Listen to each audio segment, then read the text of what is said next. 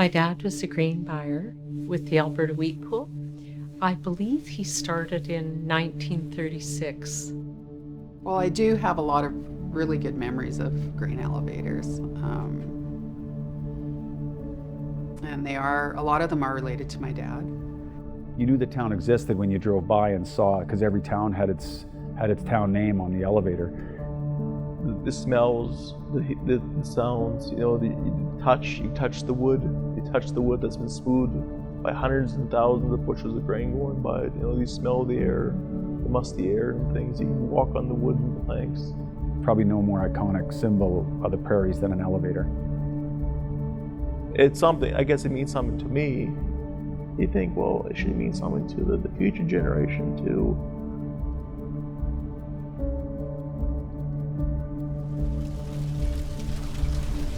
In May of 1969, a raging fire leveled 3 grain elevators in the town of Milk River, Alberta. Many prairie communities were witness to the same fate. This is when the elevator had a dust explosion because the flames had gone up the man lift area and got up to the top and started a fire and created an explosion, and it ended up blowing the whole roof off the elevator. Yep, he's on her way.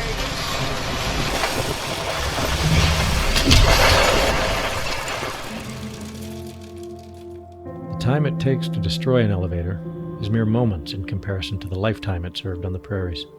These proud titans stood for community, small town, the heartland, and home. They once dotted our landscape, but they are no more. What are the prairie titans? What do they mean to us now? What did they mean to the region back then? The elevator is not simply about grain. It was a pillar of the community, which promoted cooperation and camaraderie. Oh, goodness, it was usually a very good relationship because you lived in the community where the farmers did, and usually you would play hockey together, you curled together, you did camping together, you did all sorts of activities with your clients per se, or with the farmers. So you usually had a very good relationship with the farmers in the community. Akin to today's office water cooler, the elevator was where farmers came to gather, socialize, gossip, and swap stories. It was a small community of people with shared interests. As you look around the countryside at the dwindling number of grain elevators, you will notice a difference in their style. Elevators were initially built in the shape of silos. Most of the structures that dot our landscape are known as the sloped shoulder country elevator. It is a true icon of the prairies. When you build a grain elevator, they use planks for the wall, and I think it was 2x6s, and they lay them flat on people, and they nail these down. There was no special jobs. Every man worked on all jobs on it, and digging and everything else, and cement, the whole works. When they were going to paint the elevator, they'd have scaffold. They'd run ropes from up above, and they had a plank that they were on. But they had no safety things of anything. They stood on this plank, and if you would have pushed against the wall. By the time World War II began, 5,758 licensed elevators were in use in Canada. By 2017, only 110 elevators on railway rights-of-way were still standing in Alberta, very few being used for their original purpose. A grain elevator holds wheat, oats, barley, flax, and rye, the cereal grains. It is the structure in which a farmer's grain is weighed and stored until its departure via rail to local and international markets. We graded, we shipped, we did all those things to keep our commerce going and shipping grain all over the world. Before the invention of elevators, the collection of wheat and other grains was very labor-intensive.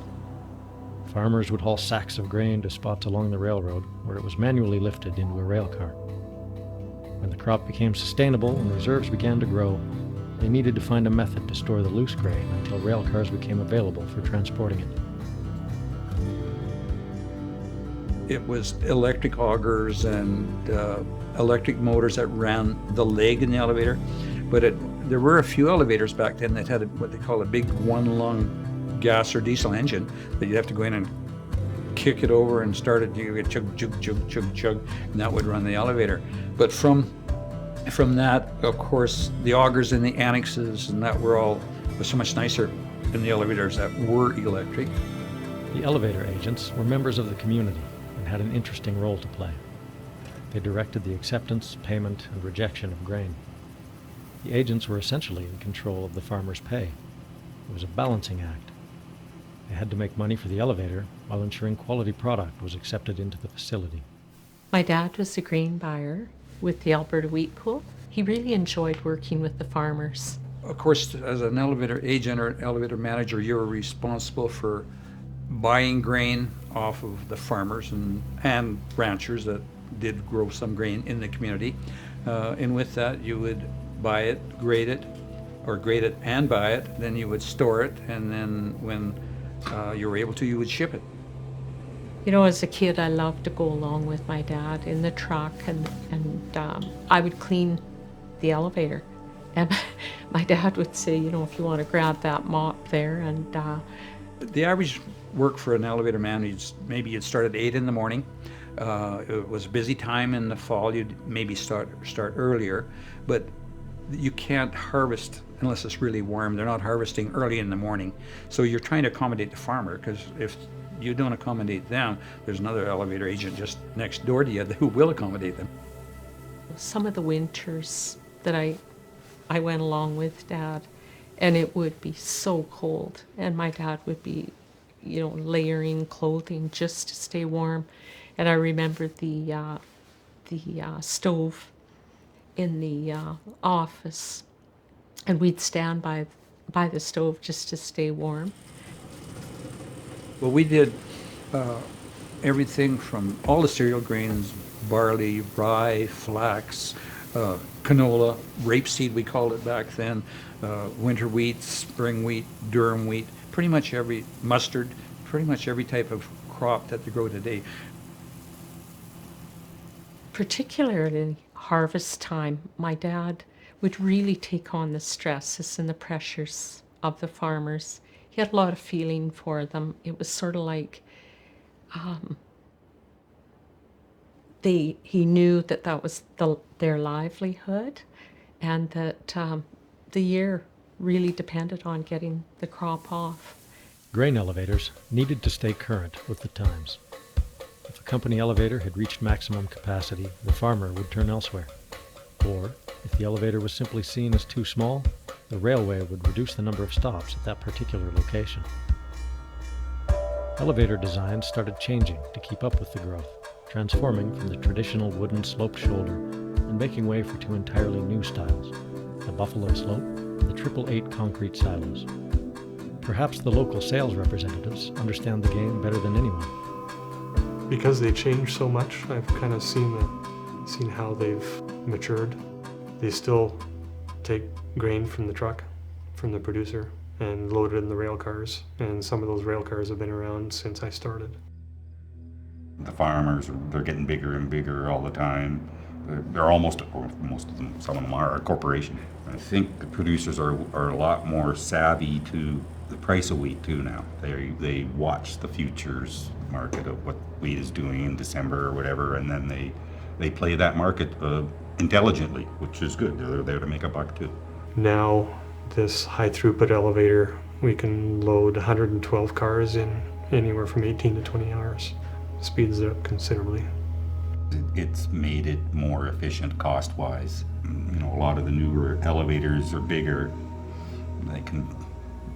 That throughput tons per hour is way higher than it would be at a smaller place.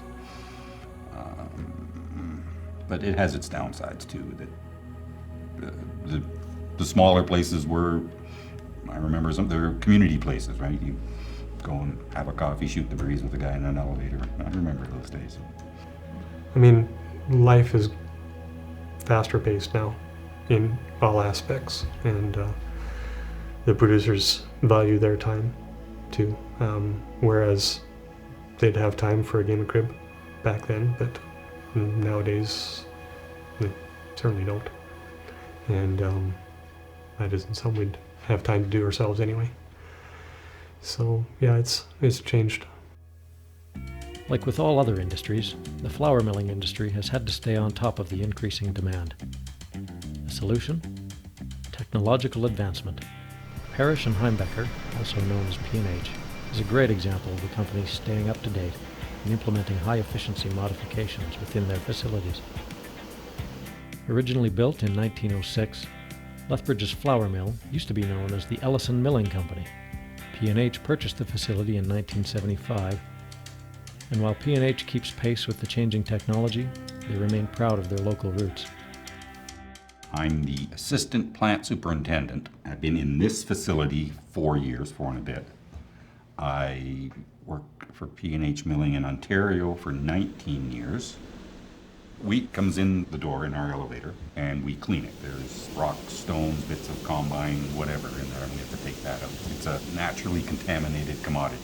It's relatively new technology. Takes a picture of the wheat traveling on an angled conveyor, and if it sees something that's not the right shape or color, it shoots it with a blast of air, and away it goes. PLCs, computerization of equipment, and the controls of turning stuff off and on remotely, really, that's huge. Instead of you guys went running up to the 5th floor to turn a valve, now you push a button and away you go. The use of pneumatics in the mill. We use air to move stuff around. Air and gravity. Gravity's cheap, so we buy it. After the grain is sorted, it is gently crushed into a fine powder. For the standard wheat flour, it is used in most baked goods, as well as semolina flour that is used in pasta. It is tested, bagged, and sold to companies across the nation and the globe. As agricultural technology advanced, farmers needed to progress too. If they didn't keep up with the changing technology or diversify their crops, they would surely fail. Many of the smaller farms that couldn't keep up were bought out by larger landowners. As more land was gobbled up, these farms essentially turned into corporations, making it increasingly difficult for small-time farmers to succeed. Well, there's been a lot of evolution in farming since I certainly, hit the ground or first rode around in a tractor with my dad or that type of thing. It seems like the farm is becoming bigger and bigger and more business-like. I think that's been part of the elevator, leaving those small towns with rail lines shutting down and big inland terminals, those big concrete terminals that you see. So farmers, would truck their grain to those with semis or hire people or maybe buy their own semi. And it just seems the smaller farms were being bought up by larger and larger farmers. So life was relatively simple. The community was still populated. We had lots of neighbors that lived close by. The school bus was full going to town. So those things have changed. We have a lot less neighbors all the time. We don't have very many young people in our school. I think our town, which was once very thriving when I was a young kid, is going to be like those towns like a Battram, Saskatchewan, that was thriving maybe 30 years before I grew up. But now, in 10 years, a town like Lancer will be like a Battram, where it'll just be, nothing much there anymore. There's been lots of rural depopulation because of, it's kind of a big is better scenario in agriculture for years and years and years. And this kind of relates to the grain elevators. Like even our town had 4 or 5 or 6 elevators at one time. And when I grew up, I remember 2, the Sask-Wheatpool elevator and our Pioneer elevator. But there was towns that had 7 or 8 elevators. And then slowly, and even in the 50s and 60s, that slowly started to go away, and different rail lines changed and things like that. So some towns just started to die off. They really signaled, I think, another, exodus of people from the area, and jobs, taxes, gone. Get bigger, go home. Many wooden elevators did not make it to their retirement years. They succumbed to fire first. If not repaired, our prairie sentinels pose a safety risk, especially as they are continually exposed to the elements. And if not taken care of, the wood is prone to weather, splinter, and collapse. If proper security measures aren't put in place, these buildings are easy targets for anything ranging from petty vandalism to arson. Taking all the factors into consideration, many companies have simply chosen to tear down the elevators, thus avoiding the liability. So what happens to the elevators that aren't refurbished but aren't torn down? They're simply left to rot. Birds and mice make them their home. They become a desolate fixture of the community, or are in isolation in the middle of the prairie. This is the last ogilvy flower grain elevator left in Alberta that still has the markings on the side. A few times people are like, why are you doing this? Like, they just bulldoze them over and be done with it and stuff. And it's like, well, yes, that's true. We can't save everything, but like, we need to save something at least, I think. The reason why it's important is that it helped form towns, it helped form companies, it helped form people's lives. Like, they were employed by the elevator. That's something we want to look at as well, because we like to kind of make sure that it is staying in place, and if it has a historic designation on it, at least it's another layer of protection in a way, is to prevent possible demolition. Everyone on the prairies has a fond memory or story about grain elevators. Most of us draw a connection to our parents or our grandparents. A marker on a road trip. A distinct symbol of a simpler time. A beacon calling us home. Grain elevators take us back to our childhood and offer a meaningful wave of nostalgia. Though these titans once dominated the prairies, they've now grown almost silent. Their beginnings may seem humble, but their presence played a crucial role in building today's local communities and economy. We must give the exceptional elevators the reverence they deserve, while embracing the technology that has helped heighten food sustainability, as well as our role in the global market. Let us pay tribute to the vanishing skyline. It's just still like the prairie landscapes, that they're just part of it, It's just like barbed wire fence posts and everything. I hate to see them disappear, but again, it's not logical that we could keep them all and just have them sit as as a showpiece or whatever it is on the prairies. As the elevators changed color and the blue color of the wheat pool elevator, I always thought it was kind of funny. My dad painted the barn at the farm and some of the buildings there. He painted them that blue and trimmed them with white. So I guess you'd say he was very proud of the wheat pool. The art of milling is going away. That you had guys that could mill flour, and they don't need computers or anything like that. They just go by feel, actually. The town's gone, the elevator's gone, the railway's gone, the school's closed, so then it's just some mailboxes and a couple of houses and a few streetlights, that's it, Do you know, it really takes me back to my childhood and the happy memories, and I think of my dad.